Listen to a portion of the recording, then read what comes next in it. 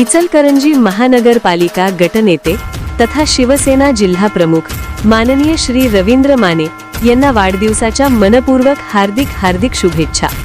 शुभेच्छुक शिवसेना कोल्हापूर जिल्हा।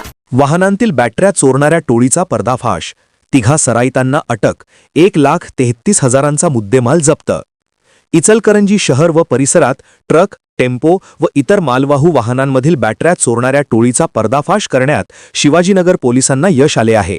या प्रकरणी 3 सराईत आरोपींना अटक करण्यात आली असून त्यांच्याकडून सुमारे 1,33,000 रुपयांचा मुद्देमाल जप्त करण्यात आला आहे। विकास शरद झिरगे वय 20 राहणार कोल्हापूर नाका, शिवम भरत झेंडे वय 20 राहणार यशवंत कॉलनी व प्रतीक राजू कांबळे वय 19 राहणार कोल्हापूर नाका अशी अटक करण्यात आलेल्या आरोपींची नावे आहेत। प्रभारी अप्पर पोलीस अधीक्षक धीरज कुमार यांनी ही माहिती दिली। यावेळी पोलीस उपाधीक्षक विक्रांत गायकवाड व पोलीस निरीक्षक शिवाजी गायकवाड उपस्थित होते। गेल्या काही महिन्यांपासून शहरातील विविध भाग तसेच औद्योगिक वसाहतींमध्ये रस्त्याकडेला उभ्या असलेल्या ट्रक व टेम्पोमधून बॅटऱ्या चोरीला जाण्याच्या घटनांमध्ये वाढ झाली होती। त्यामुळे वाहनधारकांमध्ये चिंतेचे वातावरण निर्माण झाले होते। दरम्यान पोलीस अंमलदार सद्दाम सनदी यांना मिळालेल्या माहितीच्या आधारे विकास झिरगे याला ताब्यात घेऊन चौकशी केली असता ही टोळी उघडकीस आली।